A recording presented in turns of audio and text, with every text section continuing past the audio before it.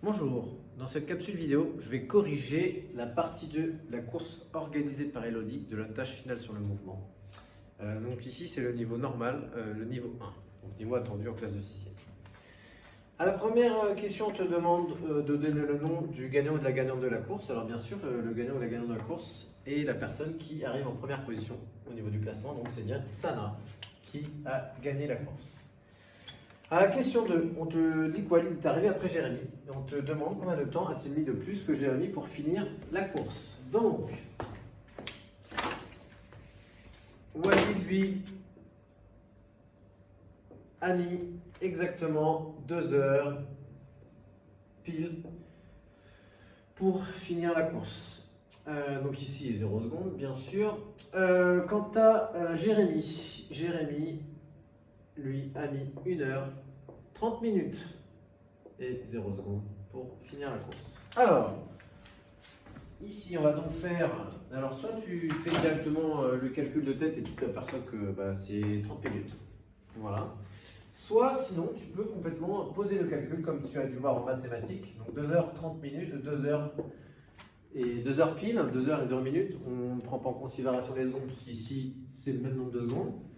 Moins 1h30 minutes. Alors ici, on ne peut pas faire une soustraction comme on fait habituellement avec les nombres normaux, si ce sont des durées. On ne peut pas faire 0 moins 30 ici, donc on va être obligé de modifier 2 heures et d'écrire que c'est 1 heure et 60 minutes. Donc là, je vais bien voir 60 qui est plus grand que 30 et je vais pouvoir faire ma soustraction. 60 moins 30, ça fait bien 30. Et 1 moins, ça fait 0. On a donc bien 30 minutes. Voilà, donc Walid a mis 30 minutes de plus que Jérémy. Voilà. Bien. Alors, on continue. La question 3. On te dit de déterminer la vitesse moyenne de Walid lors de cette course en kilomètres par heure. Alors, on sait que Walid a mis 2 heures pour parcourir 30 km. Et on cherche la vitesse en kilomètres par heure. Donc, pour cette question, ce que tu dois surtout faire, c'est suivre la rédaction suivante que nous avons utilisée en classe et que tu vas réutiliser vraiment, que ce soit en classe de 5e, 4e, même 3e et même au lycée. Donc, donner, j'insiste sur cette rédaction, relation calcul, conclusion. Donc la formule, c'est la formule de la vitesse qu'on a vue dans le cours. La vitesse, c'est bien la distance divisé par le temps. Donc D, la vitesse, T, le temps.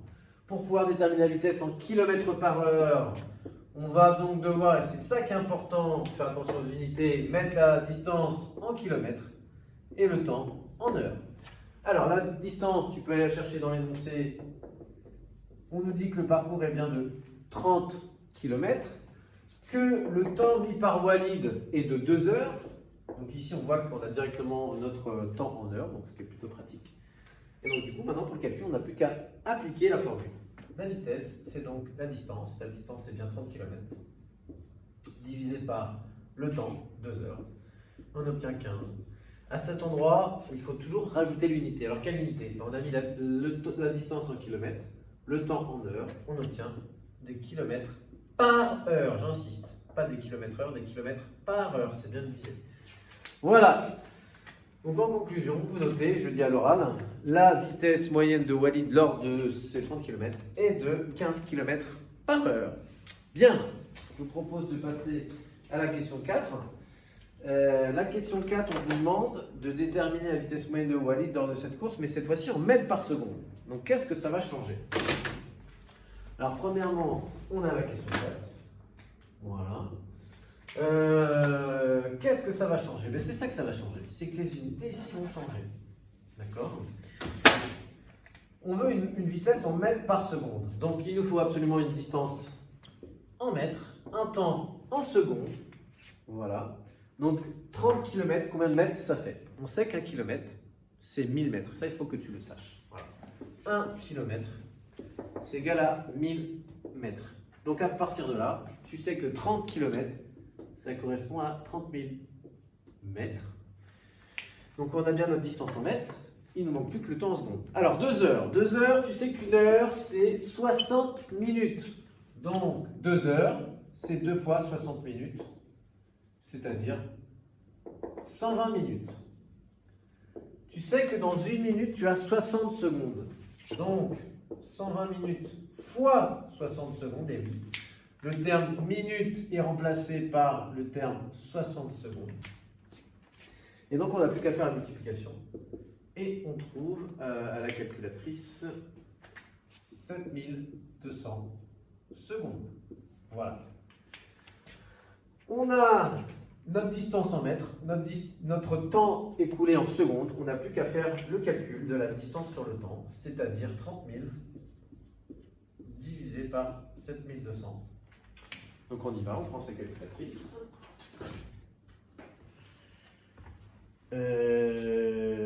Alors, 30 000 divisé par 7200, on trouve 4,166667. Donc ici, on te demande dans l'énoncé, ah non, on ne te dit pas d'arrondir. Donc ici, je te propose d'arrondir à l'unité. Donc si tu as 4,161616, en fait, si on arrondit à l'unité, on va arrondir au premier chiffre.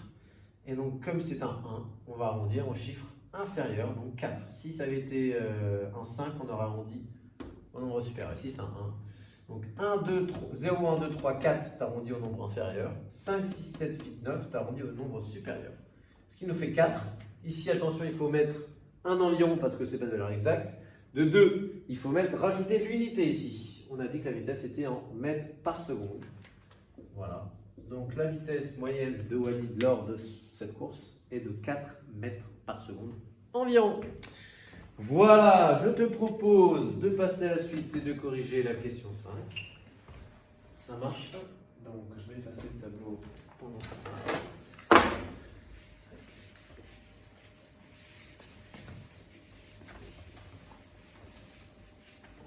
Alors, lorsque tu ici, la question 5, c'est une résolution de problème, on te dit que sachant que le prix d'un pain au chocolat est de 1 €, le prix d'un pack de 6 bouteilles d'eau est de 3 €, le prix d'une boîte de 6 barres de céréales est de 2 €, le prix de chacune des 3 médailles est de 5 €, Elodie aura-t-elle gagné de l'argent en ayant organisé la course?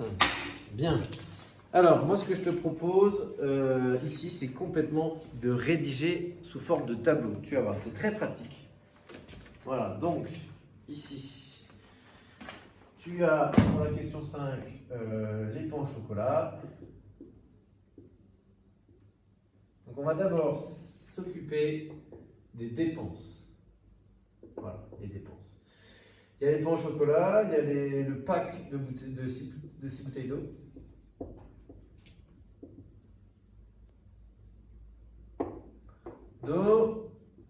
On a la boîte de 6 céréales, 6 barres de céréales, voilà. J'ai oublié le bar, voilà. Ensuite, il y a les médailles. Bien. Alors,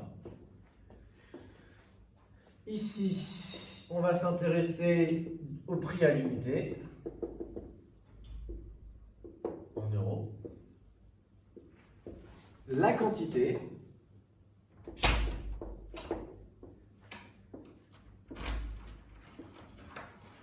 Donc ici... Tu fermes? Non, je t'en prie, regarde, je filme. Donc ici, on a 1 € pour le prix du pain au chocolat par unité, sachant qu'on a 6 participants, il en faut un par participant, ce qui fait du coup 6 quantités. Et on a donc 6 € pour le coût des pains au chocolat. On a un pack de 6 bouteilles d'eau, le prix à l'unité de 3 €, sachant qu'on n'aura qu'un pack, on va payer 3 €. La boîte de 6 barres de céréales coûte-t-elle 2 €? On a déjà une céréale par personne dedans, ce qui nous fait du coup une quantité. Ça va nous faire une dépense de 2 €. Enfin, les médailles qui coûtent 5 €, il nous en faut pour les 3 premiers, pour le podium. Donc, 5 € par médaille, on veut 3 médailles, ça nous coûte 15 €. Au total, 6 plus 3 plus 2 plus 15, ça nous fait 6 plus 3, 9 plus 2, 11 plus 15, 26 euros de dépenses. Sauf que on n'avait pas calculé les gains. Elodie a proposé aux élèves de payer, à ses amis de payer 5 euros pour participer à la course. Elle-même a participé. Donc 5 fois 6, 30 euros. Ça marche. Moins 26. Donc quand on fait les gains moins les dépenses, ça fait 30 moins 26. Au final, elle aura récupéré 4 euros, Elodie, mais au final, elle a payé quand même 5 euros pour avoir participé. Donc, au final, c'est comme si elle avait dépensé qu'1 euro pour participer et organiser la course. Voilà. J'espère que cette vidéo t'aura aidé. Je te souhaite bon courage et à bientôt.